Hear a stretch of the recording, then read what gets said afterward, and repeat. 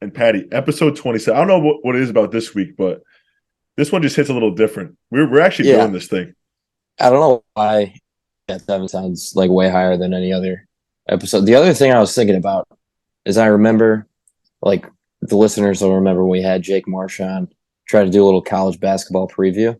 When I was watching the Yeah. Final Four and watching the national championship the other day, I was like, holy shit, we made it. Like, it doesn't feel that long ago, but like we've had the show the entire time. And that was like 10 episodes in. Yeah.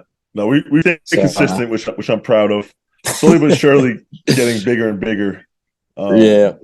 week by week. So, I mean, we're putting in the reps. We're doing it. Yeah. I mean, I feel like it's getting better week to week.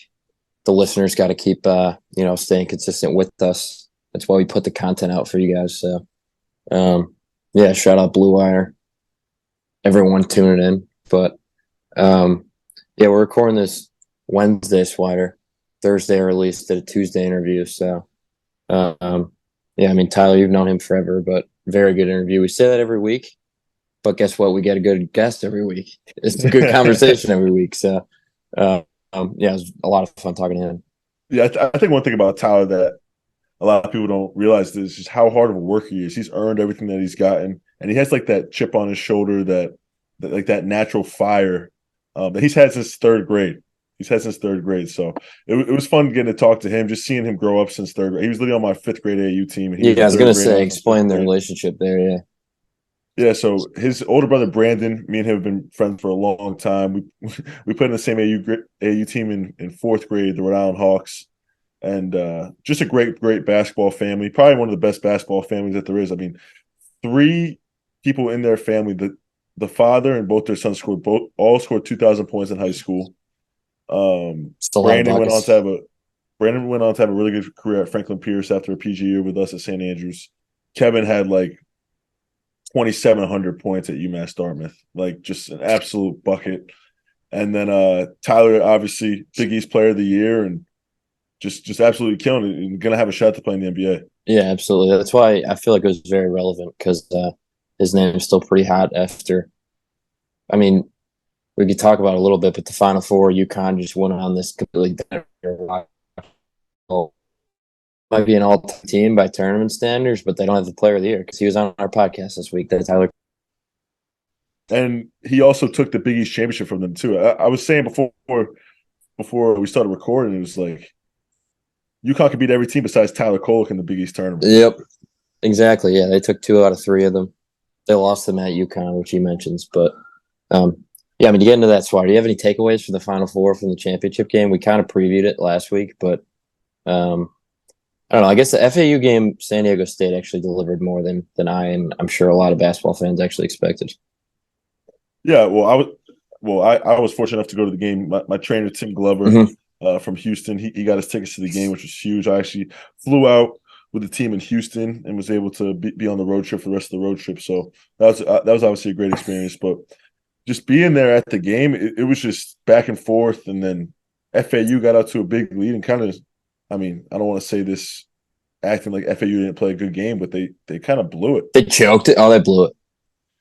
It That's what makes it this felt tournament great, though. yeah, it felt like a Syracuse 2021 2022 Oh, kind of loss. we don't have to But go there. I know we always talk about it all the time, but Yeah. it was FAU. What a story, huh? I mean, Dusty May, what a great coach.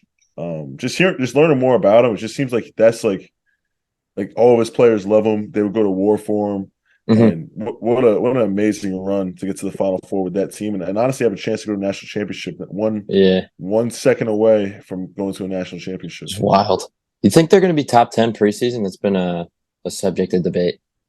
I I think saw they're bringing that. everyone else. I think they're bringing everyone back, and he just signed an extension. So I mean, I mean, it it's would hard to seem like it, deny, right? It would right? seem Yeah, like it, right? I think the only thing that would take uh that could hurt them is the transfer portal, right? And the yeah, NIL. Can they compete with the NIL that some of these bigger right, schools could offer some of their players? So right. I mean, for the sake of college basketball and the sake of the good in college basketball, I hope all those kids come back. I hope, and it was actually cool. A friend of ours, Adam Weitzman, actually, Mm-hmm. I don't know if you saw I this saw story, that. but Yeah, he made a little NIL deal for Jonell, yeah. uh, and gave Davis. him Yeah, 10,000. Yeah, Jonell Jonell Davis and gave him $10,000 to help him feed his family, which is amazing. So shout out to Adam Weissman for doing that. Yeah, very neat story. Swire, my only question there was, I think a lot of people watching on TV are wondering about the view. How was your view from your seats? I was in the end zone, so it was a pretty good view. I mean, yeah, it's different though, because it's like the picture you sent, like you're far back, sort of, but like in a normal stadium, anyone that's like a basketball stadium is obviously built to go more like steepness, where you're in a football, so it's like you're still like level with the court, but you're just like really far back. Yeah, I liked our seats. I mean, obviously, it probably wasn't the best seat in the house, but I could see the game. Yeah, you got the job done. Yeah, there's way worse seats. And being 6'9", I think the worst thing possible is being in the middle section. Obviously, having good seats, but then you're next to all these people. You're squished in a row. You have to get up every like 2 minutes. So luckily, the row in front of me was like blocked off because like they couldn't see the court. So I had the whole entire row in front of me. Got to kick my legs out, and it was comfortable. So I got to watch the Final Four pretty comfortably in Houston, which was great. Shout out Tim. That's huge. Hooking up with the seats. Yeah, it's also awesome. The timing worked out. Like you guys played the Rockets literally the next day. That's great. But unfortunately, the reason, well, I guess it's a double-edged sword. Fortunately, you're with the Lakers for the rest of the season, but unfortunately, the South Bay season came to a close. I know it feels like a while ago, but that was last Wednesday or Tuesday that you guys played. Wednesday. Rio Grande. It's a very good game, back and forth. Tough ending, but overall, just we've been updating the listeners every single week on like how you've been doing with South Bay. But how's it feel to actually get one under your belt? Like the G League season's over now. Yeah, it was good. It was obviously a hectic G League season, right? A lot of ups and downs. More ups than downs, to be honest. Just the team that we had, the chemistry that we had. It was a really great group to go into work to every single day, and we had great guys like Shaq Harrison, Devin Caney, who have NBA experience, who could help me out with kind of going up and down. So, just really thankful for these guys. Really appreciative to all the coaches, Coach Miles, Simon, for obviously. I thought he did a great job all season. And yeah, no, it was a great season to be a part of. Obviously, us losing Jay and Cam at a pivotal part of our season, which those guys went and made money. So it's hard to be like upset about that. And yeah, we still had a chance, right? Like this Rio Grande Vipers team ends up making it to the finals, and they're playing against Delaware Blue Coats, the same matchup as last year. And it was tough. We had them. We played them really tough. We played really hard, and we just made some mistakes at the end of the game. Maybe some bad calls by the officials. Yeah, not great at all. That really hurt us down the stretch. I mean, it's not the reason why we lost, but it definitely didn't help the case. Yeah, it wasn't great. So just overall, just really, really appreciative of everyone in South Bay just for bringing me in, and obviously just having a great season with them. So, like I said, just really, really appreciative of South Bay, the G League. I thought the G League was a lot better than I thought it would be, right? Like I was telling Scotty today, it's like I wasn't looking forward to the G League at the beginning of the season after I got hurt, but then just being around these guys every single day, being around, like, obviously being in the Lakers facility makes it a little bit better, obviously, just having those facilities and being right next to the Lakers every single day. But just really, really appreciative of those guys and obviously having a great season and being around a great group of guys every day. Yeah, it was very fun to watch. I mean, you also had a very good season. You ended up 17-5, almost 50-40-90 Swider. You're at 86% free throw, but right on the brink of it. I mean, next year. The free throws. So that's one of the problems with, like, the one shot is really nice when you make it, but then if you miss it, it just plummets. Yeah, because the total attempts are so much further down. But yeah, from me to you, from the listeners to you, from Adam to you, great season. Thanks for bringing us along the ride. But yeah, transitioning into the LA Lakers, just an absolutely wild scenario going down the stretch. I was trying to look in and research into all the different seating like scenarios, like try and explain it on the pod. There's like 15 different ways it could go. So right now we're going to shout out our guy, Trevor Lane, Lakers Nation podcast, fellow Blue Wire podcast, friend of the show. He You should listen to that all the time if you're a Lakers fan. But he broke down everything that has to happen. Like, if you guys win tonight, if the Warriors lose tonight, every which way, he took you down every single route. But yeah, I mean, you were on the bench last night. Giant win at Utah. Big time picture on the Instagram. Yeah. Yep. But yeah, I mean, just a classic LeBron performance. Yeah, it was unbelievable. Obviously, to witness that. Utah was a great crowd. Obviously, every single place that we go to it's a great crowd. I mean, it was funny. I saw Selling a picture out. of the game.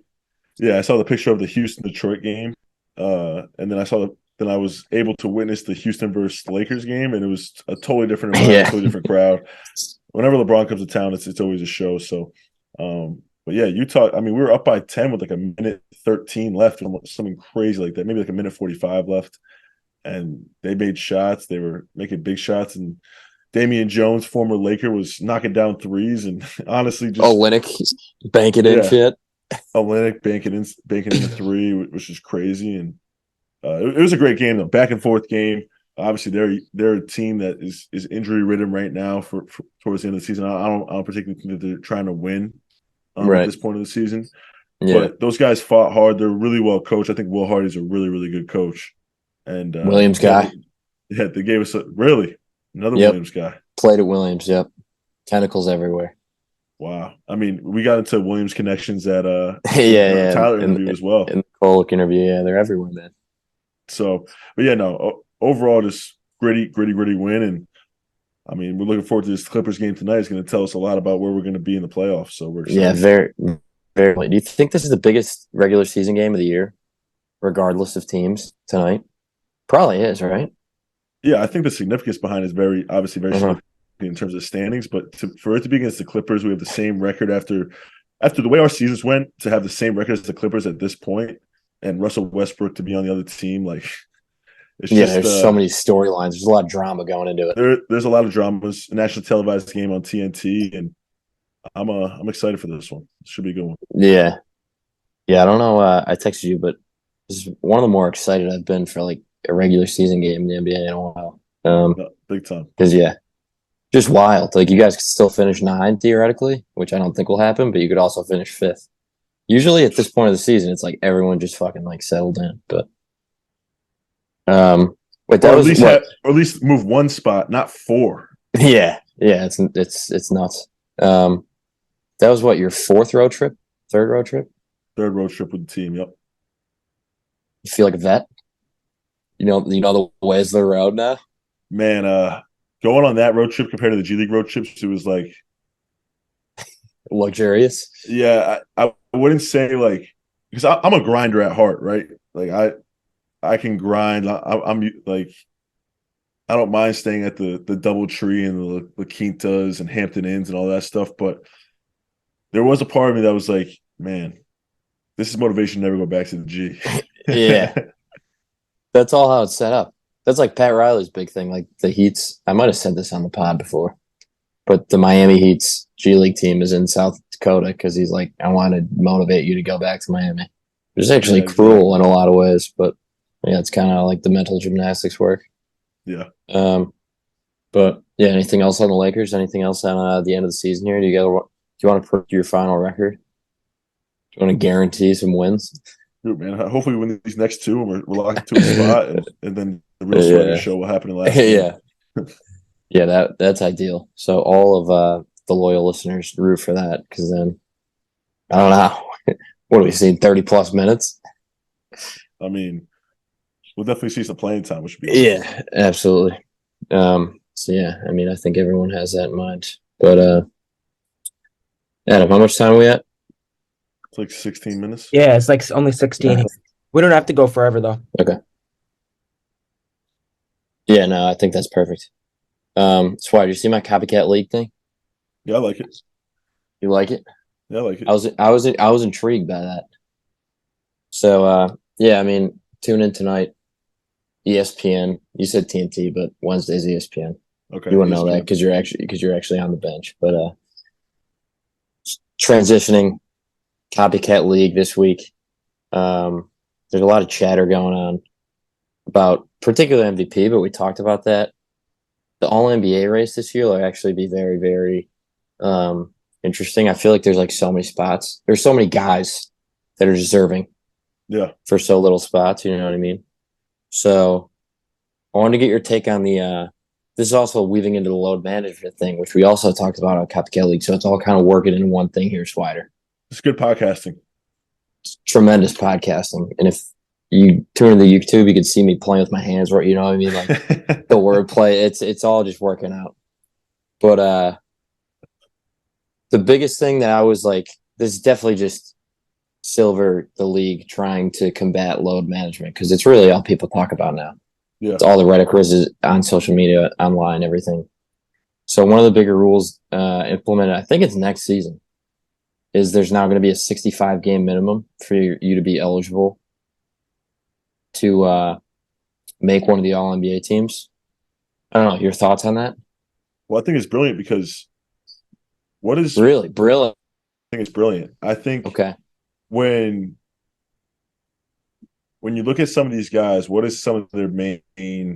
I'm not saying this is me, but what is some of their main reasons why they wouldn't play games? Is to play games. It would be to obviously make money in their next contract and obviously make the most money that they can throughout their career. Because if they were to play through like a Larry Bird, right? He played through all these different injuries and then he wasn't able to play 16, 17 years, right? Mm-hmm. Like he had to cut his career short.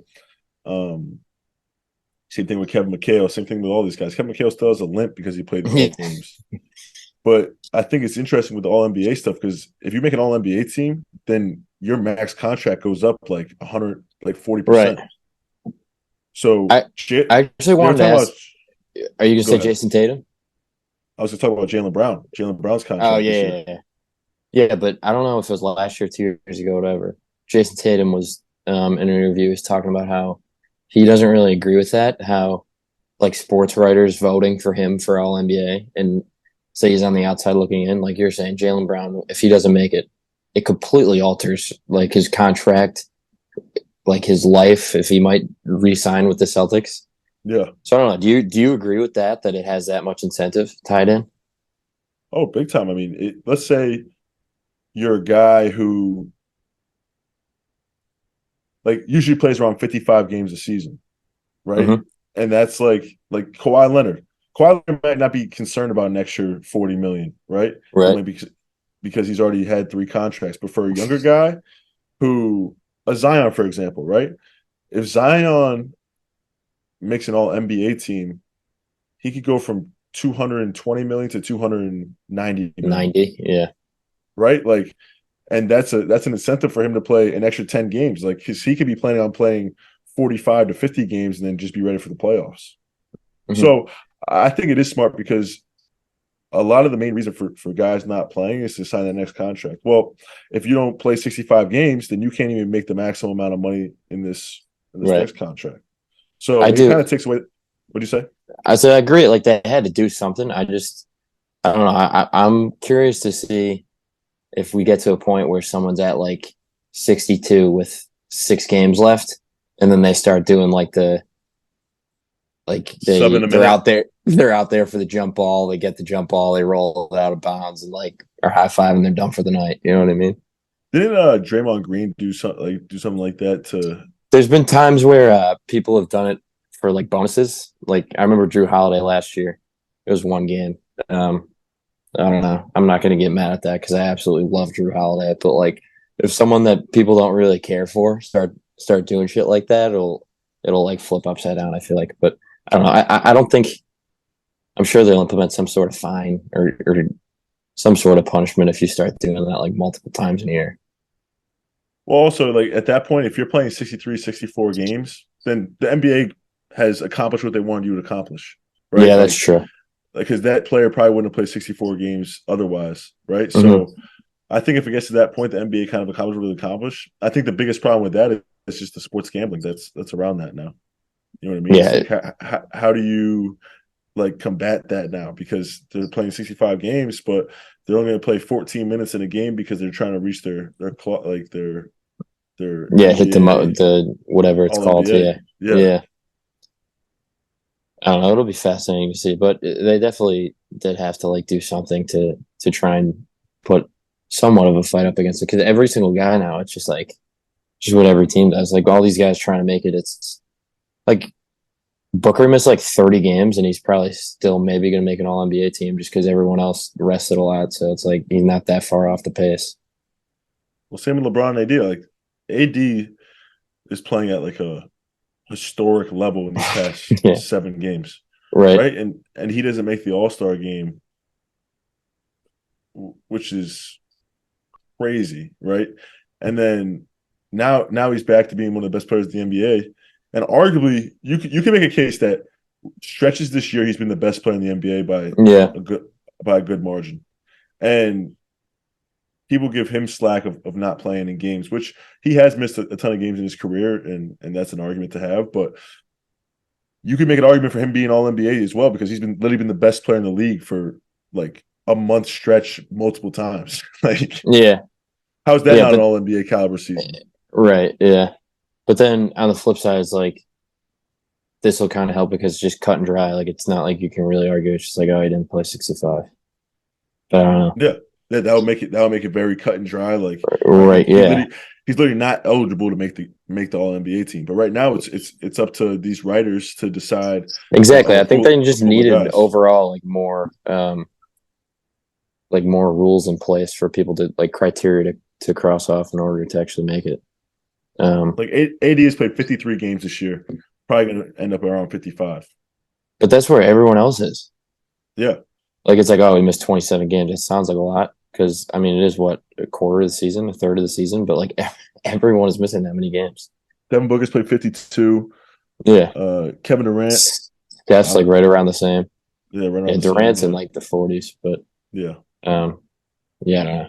It's also different. AD's actually been hurt, and like Steph was also hurt, and Booker's also hurt. It's not like they're just like checking off nights. Kevin Durant's played 46 games. Yeah, his last injury was wild. Oh, I've never seen that in my life. Have you ever seen that in warm-ups, rolling their ankle? I've actually seen people in high school do it. I've never seen an NBA player do it. Yeah, it's mortifying. I mean, it's not embarrassing if you're Kevin Durant because you're still Kevin Durant, but like if I did that in high school, I'm transitioning to shot put or something.